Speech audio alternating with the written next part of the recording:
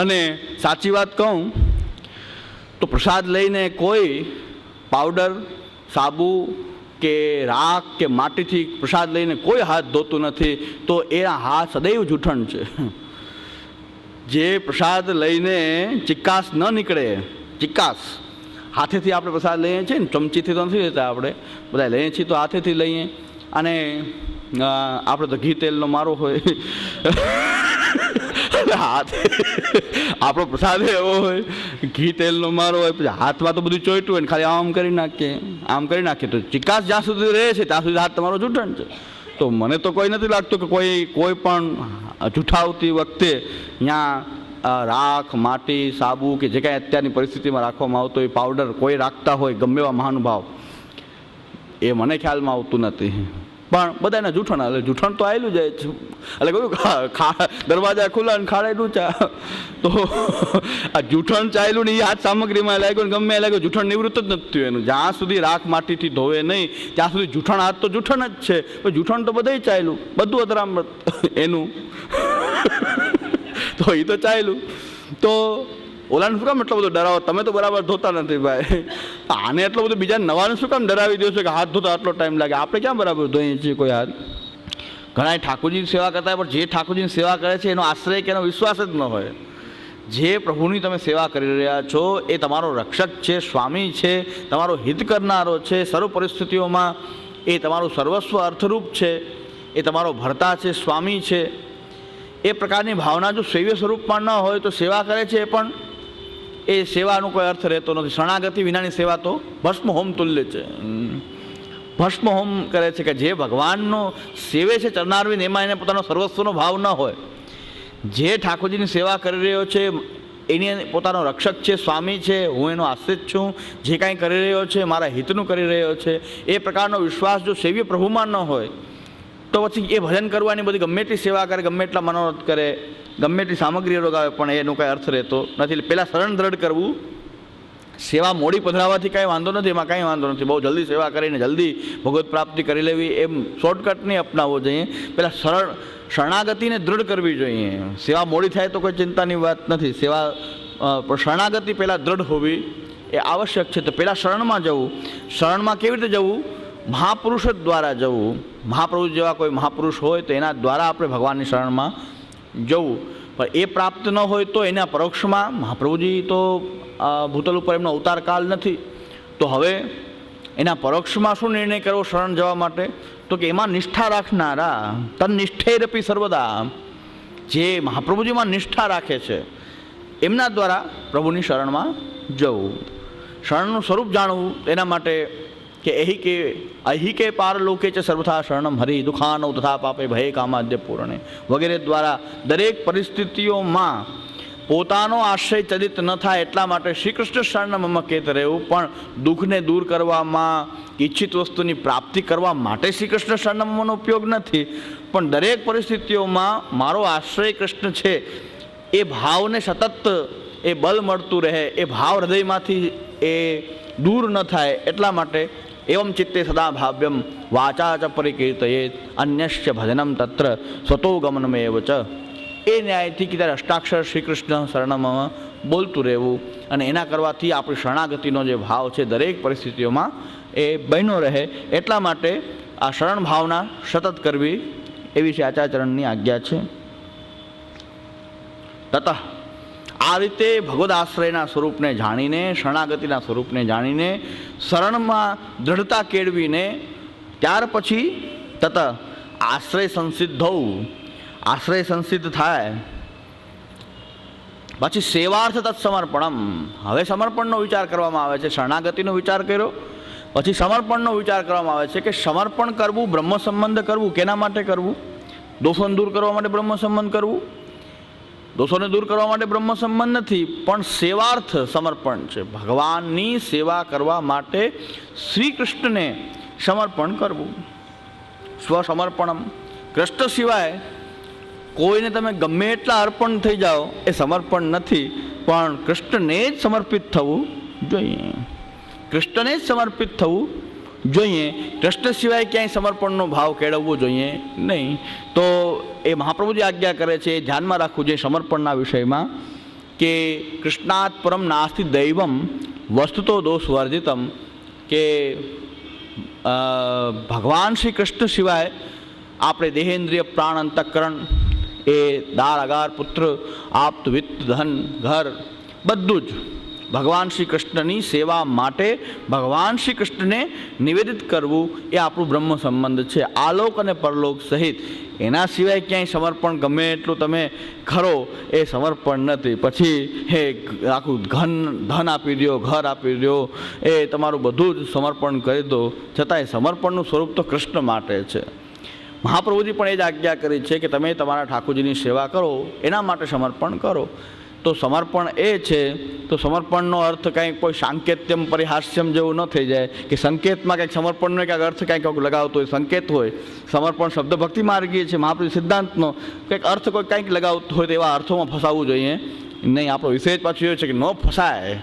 એટલે જ્યાં આવા મુદ્દા આવે ત્યારે મને પણ એમ થાય કે કોઈ ફસાય ન જાય, એટલે પાછું એ સ્પષ્ટતા કરી દઉં કે કોઈ ભાવાવેશની અંદર, ભાવલાવેડાની અંદર કોઈ વંચક જે છે, કોઈ આ સમર્પણનો કંઈક સિદ્ધાંત કંઈ ઉલટો ન સમજાવી દે, એટલે સ્પષ્ટતા કરું છું. અને એ વંચકનું પણ કદાચ હિત થાય એટલા માટે કદાચ કંઈક બહુ સમર્પણનો ભાવ સમજાતો હોય તો એકાદ દેવી પડે તો કાંઈ એમાં ચિંતાની વાત, એકાદ દેવામાં પણ વાંધો નથી કે એનું હિત થાય કે હવે ધ્યાન રાખે બીજે કે બહુ સમર્પણની વાતો આવી ના કરાય. એટલે સમર્પણ એ કૃષ્ણની સેવા માટે હોય છે, કૃષ્ણ માટે હોય તો જ સમર્પણ છે. એટલે સેવાર્થ સ્વસમર્પણમ, એટલે સેવા માટે પોતાનું સ્વ સમર્પણમ, પોતાનું જ પ્રભુ શ્રી કૃષ્ણને સમર્પણ કરે. અને આ સમર્પણની અંદર શું થાય છે? જીવ દેહ તત્સંબંધતામપી બ્રહ્મ સંબંધ કરવાથી કૃષ્ણ સાક્ષાત સંબંધ યોગ્યતા, કૃષ્ણના સાક્ષાત સંબંધની યોગ્યતા પ્રાપ્ત થાય છે. તત સેવયા સ્વીય સર્વસ્વ વિનિયોગતા, અને એની સેવાની અંદર એ પોતાનું સ્વીય, પોતાનું, જો અન્યનું નહીં, કોઈનું નહીં, સ્વીય શબ્દ વાપરો છે, ધ્યાન આપવું કે સમર્પણ તમે કરો છો ત્યારે તમે પોતાનું નિવેદન ઠાકોરજીને કરો છો, ગામની સત્તાનું કે બીજાની સત્તાનું નિવેદન તમે કરતા નથી. શહેરાઈજી વારંવાર શબ્દ વાપરે છે સેવાર્થ સ્વસમર્પણમ, પોતાનું જ તમે સમર્પણ કરો છો. તમે જ્યાં તમારી મમતા રહેલી છે એનું તમે સમર્પણ કરો છો, તમારી અહંતા અને મમતાનું સમર્પણ કરો છો. બીજા કોઈ વ્યક્તિની અહંતા મમતાને તમે સમર્પિત નથી કરતા. પરિણામે એની વસ્તુ, અન્યની વસ્તુ કે સામગ્રી જે છે સેવામાં તમે એનો વિનિયોગ કરાવી શકતા નથી. એવા પરોપકારી બનવાની જરૂર નથી કે જીવ સેવા ન કરતા બિચારાનો ઉદ્ધાર ક્યારે થાય, એટલે અમે તો એની સામગ્રી લઈને વિનિયોગ કરાવીએ છીએ. હવે તમે એવા એના ઉદ્ધાર કરવાના ઠેકેદાર ક્યાં બની ગયા? ઉદ્ધાર કરવા સમર્થ છે શ્રી ગોવર્ધન ધરણ શ્રી મહાપ્રભુજી, એ સમર્થ છે. તમે બીજાના ઉદ્ધાર કરવા માટે સામગ્રી લઈને ક્યાં ભરાવવા માંડ્યા? એટલે જે વસ્તુ તમને લાગુ પડે છે એ હવેલીવાળાને લાગુ પડે છે. જે હવેલીઓ ચલાવીને બેઠા છે, ઠાકોરજીના નામના પાપના ઘડાઓ, પાપના અડ્ડાઓ ઊભા કર્યા છે, પાપે કને લઈએ સૂચા, એ લોકોને પણ આ લાગુ પડે છે કે વૈષ્ણવ લાગુ પડે એમ નહીં. એને પણ સામગ્રી લેવાનો અધિકાર નથી. કાન ખોલીને સાંભળી લેજો, એ લોકોને પણ સામગ્રી લેવાનો અધિકાર નથી. વલ્લભકુલને પણ અન્ય વૈષ્ણવની સામગ્રી ઠાકોરજીના નામે સ્વીકારવાનો કોઈ અધિકાર નથી. અને એવું એને કોઈ પરોપકારી બનવાની, અહીં વલ્લભકુલને પણ એવા પરોપકારી બનવાની જરૂર નથી. સાચા પરોપકારી બનવું હોય તો ઘરે ઠાકોરજી વૈષ્ણવને પધરાવો અને ઘરે પોતાનું સમર્પણ કરે, પોતાનું ઘર, દેહ, બધાનું સમર્પણ એની સેવામાં કરે. તમે એને ઠાકોરજી પધરાવી દો જો પરોપકાર કરવો હોય તો. એવા કૃપા કરો કે ઠાકોરજી એને પધરાવી દો. એમ મેરો સર્વસ્વ દેત હોં, જે આચાર્યચરણે કહ્યું છે કે મેરો સર્વસ્વ દેત હોં, એ તમારું જે સર્વસ્વ છે એને આપો અને એની સેવામાં એનો વિનિયોગ કરાવો. આ પરોપકારની વાત છે. ખાલી ધન જ તમે સમર્પિત કરાવો, ખાલી ધન જ ખેંચો, એક જ વાત તમે ધન ખેંચો, તો એ ધન ખેંચવાની પ્રવૃત્તિ છે. વૈષ્ણવ કાંઈક સમર્પણને સમજતા નથી એટલે આપે છે. એટલે હું સમજાવું છું જેટલા અહીં બેઠા છે, આ પુરુષોત્તમ અધિક માસ, અધિકસ્ય અધિક ફલમ એવું છે. આ તો અધિક માસમાં કંઈક અધિક સાંભળવા મળે, કંઈક અધિક માસ છે તો કંઈક અધિક સંભળાવીએ, અધિક મનોરથ કરીએ. તો હું પણ કંઈક અધિક સંભળાવું કે વૈષ્ણવ પણ સમજી લે કે આવો કોઈ સિદ્ધાંત આચાર્યચરણોએ પ્રકટ કર્યો નથી કે જે આ લોકોને લૂંટવા માટે, પોતાની ધન લાલસાઓની તૃપ્તિ કરવા માટે જે પાપના અડ્ડાઓ ઊભા કર્યા છે એ ધર્મસ્થાન નથી. પુષ્ટિ માર્ગી દ્રષ્ટિએ અધર્મનું સ્થાન છે. એની અંદર દર્શન કરવા જવું એ અધર્મ છે, સર્વથા અધર્મ છે. અધર્મમાં તમે સરખા ભાગીદાર બનો છો તો અધિક માસમાં તમે અધિક ફળ લેવા જતા હો પણ અધિક પાપ કરીને આવો છો. જો એ મનોરથના દર્શનમાં લાઈન લગાવીને ઊભા છો, અધિક પાપ કરો છો. ભાગવત સપ્તાહો થાય છે એમાં તમે બેઠા અધિક પાપ કરી રહ્યા છો. મહાપ્રભુ સાથે તમે છેતરપિંડી કરી રહ્યા છો. જે ઉદ્ધાર શ્રી વલ્લભ કે જે ભૂતલ ઉપર તમારા ઉદ્ધાર કરવા માટે ભૂતલ ઉપર ખુલ્લા ચરણારવિંદથી 11 વર્ષની અવસ્થાથી એણે એ પરિભ્રમણ કર્યું આપણા માટે, એ વલ્લભની એ પાછળ પીઠ પાછળ ખંજર ભોકી રહ્યા છો. જો તમે આવા હવેલીઓમાં દર્શન કરવા જઈ રહ્યા છો તો શ્રી મહાપ્રભુજીને તમે પીઠ ઉપર ખંજર મારી રહ્યા છો. જે તમારો દૈવોદ્ધાર પ્રયત્નાત્મા દેવી જીવના ઉદ્ધાર માટે જ પ્રયત્ન કરવામાં જેનું અંતઃકરણ લાગેલું છે, એક જ ચિંતા છે કે મારા દેવી જીવો કલિકાલની અંદર ફસાઈ ન જાય, કલિકાલના પ્રભાવથી ગ્રસિત ન થાય. બાકી કોઈ વસ્તુનો આપણે રાગ નથી. એવા આચાર્ય ચરણ કે મારા વૈષ્ણવ જે છે એ પુષ્ટિમાર્ગી વૈષ્ણવો છે, દૈવી જીવો છે, એ ક્યાંય પણ આ કલિકાલના પ્રભાવમાં ફસાય નહીં એના માટે આપે પોતાનું જીવન સમર્પિત કરી દીધું. ખુલ્લા ચરણ, ધોતીને ઉપરણો, પર્ણકુટીમાં નિવાસ, એ વનવગડાઓમાં બહારવટિયા મ્લેચ્છોનું શાસન, અનેક પ્રકારના ચોર ડાકુઓનો ભય, હિંસક પશુઓનો ભય, એની વચ્ચે ખુલ્લા ચરણારવિંદથી દિવસ રાત જોયા વગર દૈવોદ્ધાર પ્રયત્નાત્મા. એ આચારચરણ તમારું શું બગાડ્યું છે કે તમે એ માર્ગમાં આવીને પછી એની પાછળ પીઠમાં ખંજર ભોકો? એના કરતાં એમને માનન કરો અને મર્યાદા માર્ગમાં રહો. જો તમને મંદિર હવેલીનો શોખ છે તો મર્યાદા માર્ગની અંદર જ્યાં દેવાલય છે તો મર્યાદા માર્ગને સ્વીકારી લો કે જ્યાં દેવાલયમાં જઈને પૂજા અર્ચના કરવામાં આવે છે. ને પુષ્ટિ માર્ગી પણ મર્યાદા માર્ગી કોઈ દેવાલય કૃષ્ણમાં જાય તો વાંધાજનક નથી. મર્યાદા માર્ગની અંદર તો ઠાકુરજીને પરાર્થ પ્રતિષ્ઠિત એને કરવામાં આવે, પરાર્થ પ્રતિષ્ઠા કરવામાં આવે કે જ્યાં બધાય માટેના ઠાકુરજી, એ બધાય માટેના જગત માટેના છે, જગત ઉદ્ધારક છે, જગન્નાથજી છે, દ્વારકાજી છે. જે મર્યાદા માર્ગી જ્યાં પ્રતિષ્ઠા થઈ છે એ કોઈના ઠાકોરજી નથી હોતા, જગત માટે હોય છે. તો તમને એ અનુકૂળ આવતું હોય તો મર્યાદા માર્ગી મંદિરમાં પૂજા અર્ચના કરો. પુષ્ટિ માર્ગમાં આવીને શા માટે આ ગુરાડો ઉત્પન્ન કરો છો? અને કોઈ કહે છે કે મંદિર હવેલી ચલાવનારા દોષી છે. એકલા દોષી નથી, ઘરાકી હોય તો દુકાન ચાલે, ઘરાકનો દુકાન બંધ કરી દે માણસ. તો જે લોકો દર્શનમાં લાઈન લગાવે છે સરખા ભાગીદાર છે. શું કામ સરખા ભાગીદાર છે? કે દર્શન કરવા એને ઘરે સેવા નથી કરવી, એને અહીંયા લાઈન લગાડીને બેસવું છે, એને તૈયાર પ્રસાદ ખાવો છે, ઘરે ઠાકોરજીને ભોગ ધરીને સેવા કરવી નથી. એને તૈયાર પ્રસાદ પૈસા આપો ને પ્રસાદ મળી જાય છે. એમને આ મઠરી મોહનથાળ આપવા મળી જાય છે. ઘરે ઠાકોરજીને સિદ્ધ કરવામાં બળ પડે છે, ઘરે સેવા કરવામાં બળ પડે છે, પૈસા આપીને મનોરથ કરવો સહેલો પડે છે. તો એ લોકો સરખા ભાગીદાર છે કે ઘરાકી હોય તો ધંધો ખીલે, પણ ઘરાકી નહીં હોય, કોઈ વૈષ્ણવ ઘરમાં સેવા કરશે, પોતાના ઠાકોરજીને પરમાનંદ નિધિરૂપ માનશે, એની સેવા કરશે તો એને જવાનો ટાઈમ નહીં મળે ત્યાં, તો પછી આવા ધંધા ચાલશે નહીં. તો પછી બીજા કંઈક ધંધા ગોતશે, પણ આ ધંધો બંધ કરશે. દુકાન ન ચાલે, આપણે કંઈ દુકાન કરીએ ન ચાલે શું કરવું? કે બીજો ધંધો ગોતીએ, કંઈક ટ્રાય કરીએ, બીજો કંઈક ગોતીએ. હવે છે ભીડની લાઈન થાય છે, કચરાઈ જાય છે, એ ઝઘડા થાય છે, પાર્કિંગના પ્રોબ્લેમ થાય છે, ક્યાંક ને ક્યાંક થાય છે. ક્લિષ્ટો ભવતી સર્વદા. તો ગોબરથી આખા 150 મણ ગોબરથી આખા મંદિરને લીપવામાં આવે. પણ આને આપણે પૂછવું પડે કે મંદિર હવેલી ચલાવનારાને કેટલું લીપવું પડશે? કારણ કે ચાંડાલ તુલ્ય થઈ ગયો, બ્રાહ્મણ કુલમાં જન્મેલો હોવા છતાં ચાંડાલ બની ગયો જો ભગવાનના નામનો વિક્રય કરે તો.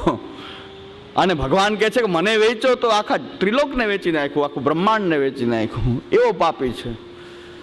શાસ્ત્રકાર કહે છે કે અપી કામાતુરો જના એકામ રક્ષતી માતુર. તો એકામ રક્ષતી એ માતર, એ માતાની તો રક્ષા કરે જ છે. શાસ્ત્ર કહે છે કે ભગવાનને વેચો તો ત્રિલોકને વેચી નાખ્યો. અને અપી કામાતુરો જના એકામ રક્ષતી માતર. ગમે એવો કામાતુર માણસ હોય માતાને તો છોડી દે ને. તો જેણે ભગવાનને પણ ન છેડ્યો, એના નામને પણ ન છેડ્યું, એ તો એવો વ્યક્તિ જે છે કે પોતાની ધન લીપ્સા, એ ધન લાલસામાં એટલો બધો લોલુપ બની ગયો કે પોતાના સર્વ સ્વરૂપ મહાપ્રભુજી એની પર બધાવ્યા, એને પણ વેચી નાખ્યા, એની ઘરાકી લગાવી દીધી.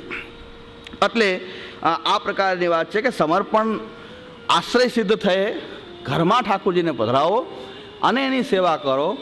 અને એના માટે જ બ્રહ્મ સંબંધ થાય છે. બ્રહ્મ સંબંધ પછી એક જ કર્તવ્ય છે, એ કૃષ્ણની સેવા કરવી. અને જો તમે પોતાનું સર્વસ્વ નિવેદન કરો છો, આ બધાને લાગુ પડશે કે સર્વસ્વ પોતાનું જ ઠાકોરજીની સેવામાં વિનિયોગ કરાય. એ પોતાનો જ વિનિયોગ કરાવી શકો, અન્યની સત્તા તમે ઠાકોરજીની સેવામાં વિનિયોગ કરાવી શકતા નથી. ગમે એવા નિધિ સ્વરૂપ બિરાજતા હોય, ગમે એ બિરાજતું હોય કે ગમે એ ગુરુપદમાં તમે રહ્યા હો, પણ અધર્મ છે કે જો તમે અન્યની સત્તા સેવા માટે સ્વીકારતા હો, રાજભોગને પલનાને, હિંડોરાને પલનાને, રાજભોગને, કુંવારાને, છપ્પન ભોગને આ બધા રીતે પૈસા સ્વીકારાતા હોય તો અહીં મોટું પાપ થઈ રહ્યું છે, અધર્મ થઈ રહ્યો છે. પણ સમર્પણનો સાચો અર્થ સમજી જાઓ. તમારાથી બને એવી સેવા તમારા ઘરમાં ઠાકોરજીને પધરાવીને કરો, અને તમારાથી જે રીતે બને એ રીતે પણ તમે એને સમર્પિત થઈને રહો. બસ તમે કૃતાર્થ થઈ ગયા. ખાલી ગુંજામાલા, જલની જારીજી અને રસોઈ થાય, રોટી શાક ભોગ ધરો, સેવા થઈ ગઈ. આમાં ક્યાં મોટી વાત છે? સેવા મહાપ્રભુ એવી નથી બનાવી કે તમે ન કરી શકો, કોઈ સામાન્ય વ્યક્તિ ન કરી શકે, કે એ તો હવેલીઓમાં જ સેવા થઈ શકે, બહુ વૈભવથી જ થઈ શકે, એવો પ્રકાર શ્રી મહાપ્રભુજીએ કરેલું નથી. મહાપ્રભુજીએ કીધું જો ધન હોય તો વિશેષ તમે કરો, પણ ન હોય, તમારી સામર્થ્ય ન હોય તો સૂક્ષ્મ સેવાના પ્રકારથી પણ સમર્પિત થઈ શકાય છે. સંદાસજી નવનીત પ્રિયાજીના વસ્ત્રજીની સેવા કરે છે. કોઈને આપે હસ્તાક્ષરજી પધરાવી દીધા છે, તો ખાલી હસ્તાક્ષરને ખાલી એ સેવા કરે છે. મહાપ્રભુજી સૂક્ષ્મ સેવાના પ્રકારો જે વિશેષ એમને અવકાશ નહોતો તો વસ્ત્રજીની સેવા પધરાવી, હસ્તાક્ષરજીની સેવા પધરાવી છે. આપે શ્રી મહાપ્રભુજી પોતાના પાદુકાજીની સેવા પધરાવી છે. તો આપણે ગમે એ રીતે સેવા માર્ગની અંદર જીવોને જોડ્યા છે, કે સેવાથી જ આપણું કલ્યાણ છે, કોઈ પણ રીતે જોડ્યા છે. તો એ સેવામાં આપે આ વસ્ત્ર સેવાનો પ્રકાર આપે કરેલો છે, કે ઠાકોરજીના પ્રસાદી વસ્ત્રજીની પણ સેવા પુષ્ટિ માર્ગમાં થાય છે. તો સેવાને એવી બધી ડરાવવાની આવશ્યકતા નથી. લોકો ડરી ગયા છે સેવાથી, ભગવત સેવાથી. એમાં બધાનું યોગદાન છે. સેવા કરનારા બીજાને સેવા માટે પ્રોત્સાહન આપવાને બદલે ડરાવ્યા છે, અરે તમારું કામ નહીં, તો ઓલો કે મારે સેવા કરવી, અરે તારે કામ નહીં. એક વૈષ્ણવ મારે ઠાકોરજી પધરાવા ઠાકોરજીનો પાટોત્સવ કર્યો, એટલે મેં એમને એમ કીધું કે સખડી ભોગ ધરો ને, શા માટે આ મિશ્રી ભોગથી શરૂઆત કરવી? તો કે આપ કહો તો અત્યારે સખડી ધરીએ, આપ બતાવી દેજો બધું કેમ કરવાનું, મને તો કાંઈ વાંધો નથી. સખડી આપ કહેતા હોય. ત્યાં બાજુ મહાનુભાવ એક બેઠા હતા, કે રહેવા દેજે, મારી સામે જ અમારા બેની વાત વચ્ચે કૂઈ દો. એ મારી સાથે વાત કરે, તને બોલાવતો નથી. તો વચ્ચે બોલ્યો, અરે રહેવા દેજે, કે 10 વર્ષ તો તને હાથ ખાસા કરતા શીખતા 10 વર્ષ થાય. મેં કે હાથ ધોવામાં એવી શું કલા છે કે 10 વર્ષ લાગે? અને તમે કેવા હાથ ધોવો છો મને ખબર છે. તમે કેવા હાથ ધોવો છો, પણ એટલું બધું ડરાવી દો એમ કે તો રહેવા દો, કે સખડી નથી ધરવો. અરે ભાઈ, સખડીમાં હાથ ધોવામાં કે 10 વર્ષ લાગશે, કે શીખતા હતા 10 વર્ષે હાથ ધોતા, તો પછી હવે ભોગ ધરવાનું ક્યારે શરૂ કરે? હાથ ધોતા 10 વર્ષે શીખે તો ભોગ ધરતા ક્યારે શીખે? ઓલો તો ડરી ગયો કે હવે નહીં સખડી. પછી તો મેં કેટલું એને મનાવ્યું કે ભાઈ કાંઈ નથી, એ તો બોલે, આવા લોકોના આ જ કામ છે, વચ્ચે કૂદવાનું કામ. પણ કે નહીં, હવે આપણે વિચાર કરો, સખડી નહીં થાય, હજી વાર લાગશે. તો મારે વિચારવું પડશે કે આ તો બહુ કઠિન લાગે છે બધું. પછી ફસાઈ જાઉં તો આપણે ઠાકોર બધા હું ફસાઈ જાઉં પાછો. આટલી વાર વિચાર ફરી ગયો. આ વચ્ચે કૂદા મહાનુભાવ. મેં કીધું આવા લોકો જે છે કે એ બીજાને પણ આગળ ન આવવા દેવા, પણ આપણા સંઘથી કોઈ વૈષ્ણવ થાય. આપણે ઉલટાને એમ કહેવું જોઈએ કે બાવા ભલે પધારી જાય, પણ હું તો અહીંયા છું, જે કાંઈ જરૂર પડે અમે કહેજો, અમે શીખવાડશું, અમે ઊભા છીએ, કાંઈ ચિંતા કરવાની જરૂર નથી. આનંદથી ઠાકોરજી પધરાવો, અમારાથી જે બનશે સહયોગ કરશું. તો હજી ઓલાને હિંમત આવે તો એટલે કે 10 વર્ષ તો હાથ ખાસા કરતાં શીખતા 10 વર્ષ થશે. એ મને પણ વિચાર થઈ ગયો કે આપણને બરાબર આવડે જ કે નહીં હાથ ધોતા? 10 વર્ષ તો આપણે શીખા નથી. મેં કીધું કે મને આવડે છે કે નહીં, મને વિચાર થઈ ગયો કે 10 વર્ષ તો મને લાગે એવા હાથ તો હું નથી ધોતો, કે 10 વર્ષ લાગે.